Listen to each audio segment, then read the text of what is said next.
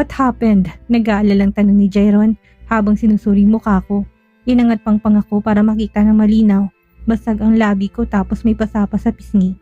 Milena assaulted me. Nagdadalawang isip kong saad. Sa kasamang palad nagkita kami sa mall kaninang tanghali. Anong ginagawa mo sa mall sa oras ng trabaho?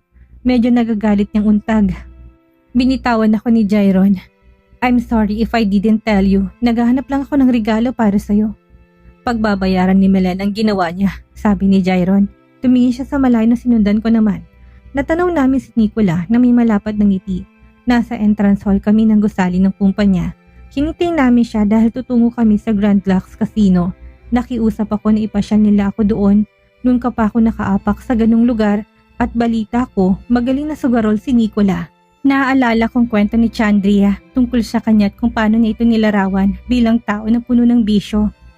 Nagbatian ng magpinsan, nagbeso-beso kami ni Nicola. Handa ka na ba, Anessa?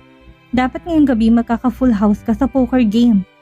Hindi pwedeng uuwi kang talunan, biro niya. Hinamon ko siya na maglaro ng poker. Hindi ako kagalingan pero itatry ko. Tugon ko na may ngiti sa labi. Anong masasabi mo, Insan? Ano niya kay Jairon? Inismiran siya sabay akyat ng balikad. I should wish her luck maybe. Wala ka bang tiwala sa akin? Hinampas kong braso ni Jairon. I'm just joking, natatawa niyang sambit. Just as we reached the curb, I noticed a black van parked nearby. Something about it felt off. Misteryosong nakaparada ito sa madilim ang tinted windows na hindi makitang nasa loob. Binaliwala ko, inisip ni isa sa mga sasakyan ng empleyado namin. Pero biglang lumabong pangyayari. Isang grupo ng kalalakihan na may itim na suot at bonnet ang niluwan ng van. Mabilis ang mga pagkilos nila. Bago ako makapag-react ay hinuli ako ng isa sa kanila. Mahigpit niyang hinawakan ng braso ko. Anessa! Sigaw ni Jairon. Nasa tono ang takot at taranta. Nanlaban ako, pumiglas habang malakas ang tibok ng puso. Bitawan mo ko! Hiyaw ko hanggat makakaya ng lalamunan ko. Unang umaksyon si Nicola. Isang iglap kinabig niyang braso ng lalaki. Marahas na pinulupot sa hinang paghiyaw nito. Nabitawan niya ako at hindi nagsayang ng oras si Nicola na atakihin ang susunod na sumugod sa amin. Nilaan niya na malakas sa sipat siya nito na nagpatalsik at namulupot sa akin na ngayon ay nasa sahig na. May isa pang umatake kay Jairon pero mabilis niyang napatumba ito sa pamamagitan ng pagsuntok sa mukha nito. Get in the car, Anessa! Sigaw niya. Subalit na paralisa ako, sinuklaban ako ng takot nang matanaw si Nicola na binubugbog ang dalawa pang kidnapper. Namangha ako sa galawan niya na parang trained fighter sa sobrang smooth ng pakikipagsuntukan niya. Ang mali ng mga kidnapper ay wala silang dalang armas. Anessa, pumasok ka na! Hiyaw ulit ni Jairon. Nahinila ko papasok ng sasakyan. Humihingal ako na sumandal sa kotse. Nagawang ipagtabuyan ni Jairon at Nicola ang naiwang kalaban na umatras at bumalik sa kanilang van at pinaharurot ng takbo. Pinagpag ni Nicola ang alikabok sa suit, bumakas sa mukha niya ang magkahalong irita at aliw. Well, that was unexpected. You okay, Insan? Nanginginig akong tumango. Halos walang boses ang lumabas sa lalamunan ko. Oo, salamat. Iginiya ko ni Jairon papasok ng sasakyan. You scared the hell out of me. We're not taking any more risk like this. Umupo ako sa front seat at nasa front seat naman si Nicola. Binalik ang ngiting aso niya. Looks like your first trip to the casino is already unforgettable, Insan. But don't worry, no one messes us twice. Pinisil ni Jairon ang kamay ko. Kailangan nating paimbestigahan ito. I know it wasn't just a random attack. Someone is after you. Malakas ang pintig na tumakas sa dibdib ko. Isa lang ang alam ko. Kung sinong may pakana nito, kakarating ko lang sa mansyon. Bumibigat ang bawat takbang ko sa hinang pagod ko mga buto. Maingay ang tunog ng takong ko habang umakit ako sa hagdanan. Tila kinikilabutan ako sa nakakabinging katahimikan ng bahay. Namasyal na magamat pinili kong mamahinga na muna. Nagbihis muna ako, bala ko magluto ng champurado. Bigla akong nag-crave. Kahit na mayaman kami, may mga simpleng pagkain pa rin ang kinakain ko. Nakakasawa rin ng mga bonggang-bonggang dessert at ulam. Nasa pasilyo ako, eksaktong nasa punong hagdan ako nang marinig ang maingay na yabag sa likuran ko. Before I could react, a harsh voice cut through the quiet. Where do you think you're going? Natigilan ako, hindi dahil natakot kundi napuot sa kanya. Ilang araw ko na siyang iniiwasan, lalo nang paulit-ulit niyang mga salita. Alam ko ang galit siya, gusto niyang sirain at lahat gagawin niya mawala ako sa buhay ni Jairon. I turned to her. Nilampasan kong nakakalason niyang titig at hindi nawawalang suklam sa kanyang boses. Ang kapal ng mukha mo na manatili sa pamahay ko. Hindi pa ba sapat sa yung lahat ng inagaw mo? I clenched my fist. Pipigilan ko muna sarili at baka masapak ko siya. Originally, this is my house. Kalakip na yun sa kayamanang pinamana sa akin ni Dad. Mabuting at binigyan niya kaagad sa akin bago kami nagkasiraan. Saka ang lakas din ng loob mo na ang kininang hindi sa'yo. Alam ko matagal ka nang nakatira sa pamamahay na ito. Pero wala kang karapatan na palayasin ako. She stepped closer. Her heels clicking sharply like a predator closing on its prey. Pamamahay ko to, hindi ito sa'yo, angin niya. Nagulat ako nang dinutdut niyang mahabang kuko sa dibdib ko. Tila nabutas ang balat ko. Pasalamat ka kay Jairon dahil hinayaan ka niyang manatili dito. Matari kong ganti. How dare you? Ang kapal na mukha mong pagtaasan ako ng boses. Ang totoo hindi ko siya tinaasan ng boses. Hindi kita mapapatawad sa pag-agaw mo ng lahat sa akin. Kinasusuklaman kita, singal niya ulit. Tila kakainin na ako ng buong-buong ngayon. Hindi ko inagaw sa iyong lahat kasi sa akin naman talaga to. Pilya kong saad. Then what exactly do you think I took? Her eyes narrowed as her lips curling into sneer. You took my son. You took his heart. You stole his love, his time, and now you're pretending to be a part of this family? Mali. Siyang umagaw sa akin. Kahit natanungin mo siya, hindi nang sasabihin niya, wika ko. Isipin mo nga, sino ba sa atin ang nangagaw sa simula pa lang? Hindi ba inagaw mo si Dad sa nanay ko? Nakalimutan mong kinakarma ka na. Lumiyab ang mga mata niya. Naririnding tumingala sa kisame habang nakapamewang. Hindi ko inagaw si Mateo. Hindi ko siya pinilit. Saka nakatakda kaming magpakasal. Kung may pagkakamali man, pareho kaming parte nun.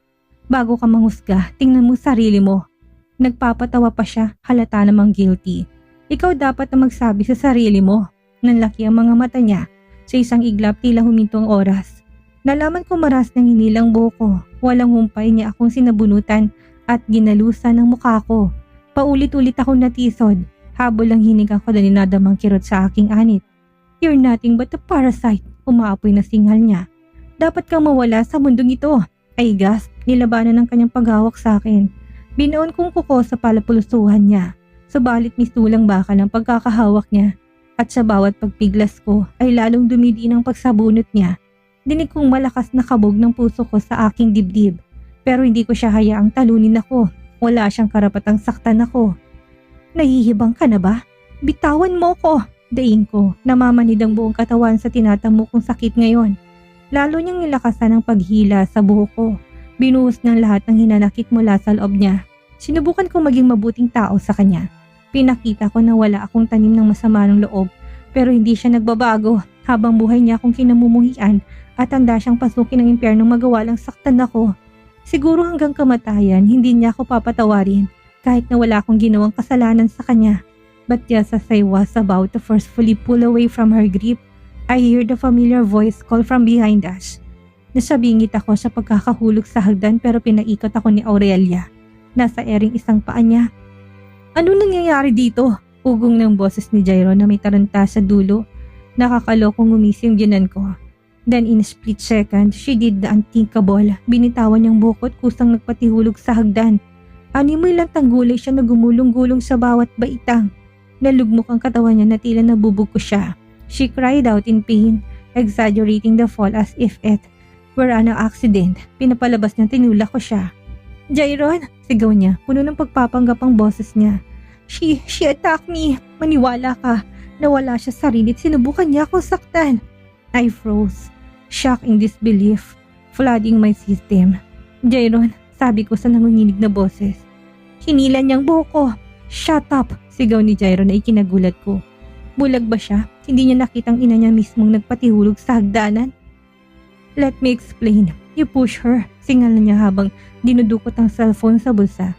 What will you explain? I saw everything. I saw you push my mother down the stairs. Tila dinurog ang puso ko, lalong tumindi dahil nasaksihan ako ni Raven. Naniwala siya sa ina niya kahit na alam niya na kasalanan nito. Hindi ko siya tinulak. Siya ang unang nanakit sa akin. Sinabunutan niya ako at eksaktong dumating ka at nagpanggap siyang nagpatihulog. Utang na loob, maniwala ka. I had no idea what had gotten to that with why she suddenly accusing me of something so vile. She really want to destroy my relationship with her son. Kitang-kita ko kung paano mo siya itinulak. Hindi ko sukat akalain na may malaking galit sa kanya sa kabila ng ginawa niya sa ina mo. Pinigilan kong mga luha. Hindi totoo yan. Mas pipiliin kong saktan mo ko, Anessa. Wag lang ang ina ko. Hindi ko alam kung mapapatawad kita sa ginawa mo. Mistulang sinuntok ako sa dibdib ko. Pinili niyang saktan ako at parusahan. Nagpaulit-ulit ang salita ni Jairon sa isipan ko at damang-dama kong tinik na tumutusok sa puso ko. Jairon, anas ni Aurelia. Nagkunwari siyang namimilipit sa akin. Minagsak ni Jairon ang sarili sa ina at tinutup ang kamay nito.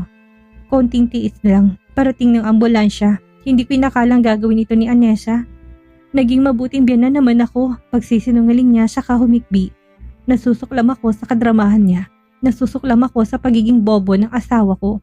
Nasusuklam ako dahil naipit ako sa ganitong sitwasyon. Tila nawalan ng tiwalang mundo sa akin. Anessa, mag-usap tayo mamaya. Kapag kuha na yung wika ni Jairon nang dumating ang paramedics.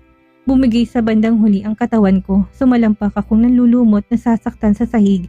Tinatak ni Jairon sa utak ng kasalanan ko.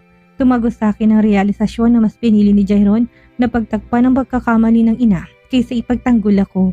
Masigit pa sa pisikal na pananakit ang hinatid nila.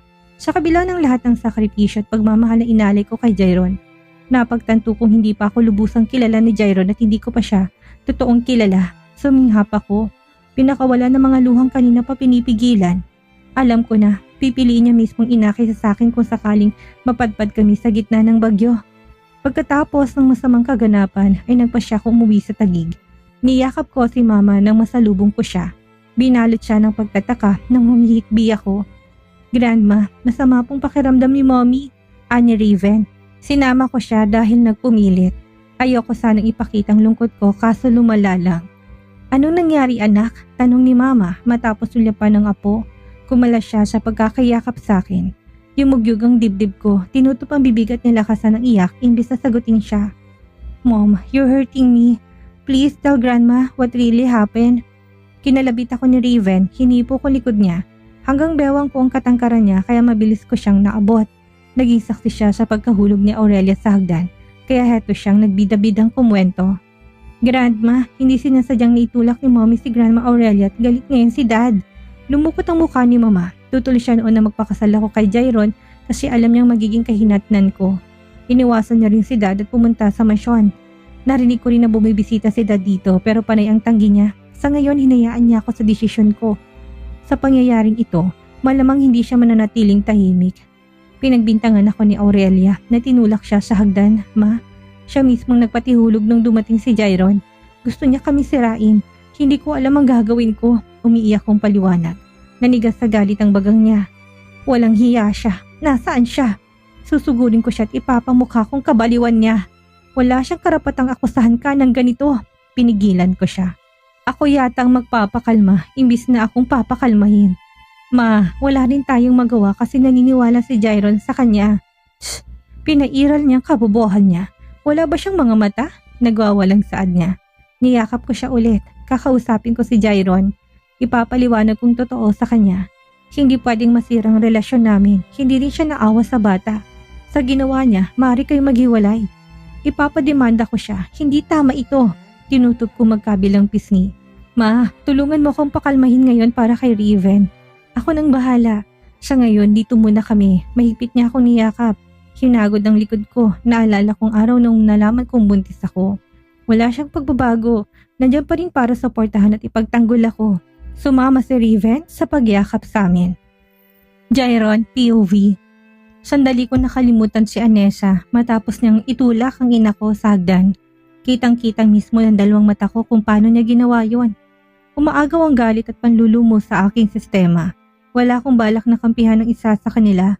Alam ko nagkamali rin si mommy pero sa tindi ng taranta ko'y nakapagbitaw ako ng masamang salita imbis na makinig sa kanya. Dali-dali ko rin isinugod ang ina ko sa ospital. Nasa hospital room ako ni mom at kausap ang doktor. 3 araw na ako dito pero hindi ako nakakausap si Anessa. Nalaman ko umuwi siya sa kanila. Pupuntahan ko sana pero hindi ko alam kung paano siya haharapin. Doc, how bad is it? Will she recover fully? Nag-aalala kong tanong sa doktor. Mr. Parker, it's quite miraculous. The fracture is not acute and there are no major complications. With proper care and rest, she should heal quickly. Mas mabilis pa kaysa sa mga karaniwang kaso kagaya nito, paliwanag niya. Lumuwang ang pakiramdam ko. Thank God, ano bang gagawin ko para masiguradong recovery niya? Just keep her comfortable, follow the prescribed medication and avoid any strenuous activity for now. Isa na sa edad na rin naman ang ina mo, kailangan niya ng oras na gumaling pero wala namang ikakabahala. Malumanay niyang eksplanasyon para maintindihan ko ng maigi. Kampante akong tumango. Thank you, Doc. I'll make sure everything's taken care of. Pagkatapos namin tumungo ako sa hospital room niya, nadatnan ko siyang gising pero hindi pa rin magalaw ang katawan. Sumailalim siya sa surgery at maraming araw pang nagpapagaling nito. Sukdulan ako ng inis ngayon. Wala akong idea kung paano makakawala sa kanya. Naipit ako sa isang sitwasyon na mahirap takasan. San, pusal niya na halos hindi ko marinig. Namamasang gilid ng mga mata niya habang nakatitig sa akin. How is your feeling? Nag-aalinlangan kong sisa bago mo po sa silya sa tabi ng kama niya. I can't forgive that woman. Masahol pa sa hayop ang ugali niya. Bumangon ang galit ko. Ang dali niyang pagsalitaan ng asawa ko. Pasalamat siya dahil pinili ko siya ngayon kaysa sa babaeng mahal ko. Hindi ganyan si Anessa. Kilala ko siya at alam kong galit ka sa kanya. Sabihin yung totoo. Sinadya niyo ba na magpahulog para ipakita sa lahat na kasalanan niya? You're saying that I'm just feigning it? How dare you to do this to me? Mas paniniwalaan mo siya kahit siya mismong gumawa ng kasalanan? Hindi mo ba nakita kung paano niya ako itinulak sa hagdanan? Ako na nga nasaktan, ako pang mali. Naghihimutok niyang litanya na lalong kinasiklab ng inis ko. Hindi ko nakita ang lahat. Sagot ko, huminga na muna ako ng malalim bago dinugtungan. Sa pwesto ko kung nasaan ako, hindi yun malinaw kung siya ba o kayo ang gumawa noon. Lalabas din ang katotohanan sa susunod kung sakaling inosente si Anessa. Ihanda niyong sarili. Dahil mawawalan kayo ng anak, may hinahon kong binitawan ng bawat salita. Pero madiin at nakakahiwa ng puso ng aking ina. Natigilan siya, umawang ang bibigat na hirapang iprosesong sinabi ko. Kapag kuwani pumikit at bumuntong hininga. Ako ang nagdala, lumuwal, nagpalaki at bumuhos ng maraming pagmamahal sa'yo. Ano tong igaganti mo sa akin? Oo, nagkamali ako dahil masyado akong inanod ng sarili sa pag-ibig at dinamayan kita sa katarantaduhan ko. Pero itong tuluyang dumaloy ang kanyang mga luha. Mawawalan ako ng anak. Jairon, ginagawa ko lahat para sa ikakabuti at kaligayahan mo. Gusto ko lang ipakita sa babaeng yun na mali ang ginawa niya at hindi ko matatanggap na inagaw niya lahat pati ikaw. Mom, walang inagaw si Anessa. Kung iniisip mong kabutihan ko, pues, tigilan mong masamang binabalak mo sa kanya. Tigilan mong hinanakit mo bago ka dalahin sa kabaliwan mo. Inisip niya rin ang kapakanan mo kahit na walang-wala ka na ngayon. Saka iniwang ka na ni Dad dahil simula sa pool ikaw nagsimula ng paghihirap mo. Bakit? Gusto ko lang sumaya katulad ng iba kapag nagmahal. Naging mabuting tao ako pero bakit palagi akong pinagkakaitan? Because you're selfish, parangka ko. Jairon, tumayo ako. Bago ko mawala ng kontrol, pinili kong lumabas. Kung sakaling si Anessa man ang totoong nagtulak sa'yo, ibibigay kong tamang hustisya. Pero isipan at kukonsentihin ka. Hindi ko na ulit gagawin yon. Minsan sumusobra ka na rin, Mom. Dapat mong pagnilayan ng mga bagay. Kung tama ba o mali bago ihataw ito sa iba. Tandaan mo, bawat maling galaw ay may konsekwensya. Patutunayan ko rin sa'yo na inosente ako. Hirit niya. I agree, Miss. Tuloy-tuloy ako naglakad patungo sa pinto. And please, stop hating my wife. She's nothing to do with your sufferings. Pinihit kong pinto't lumabas.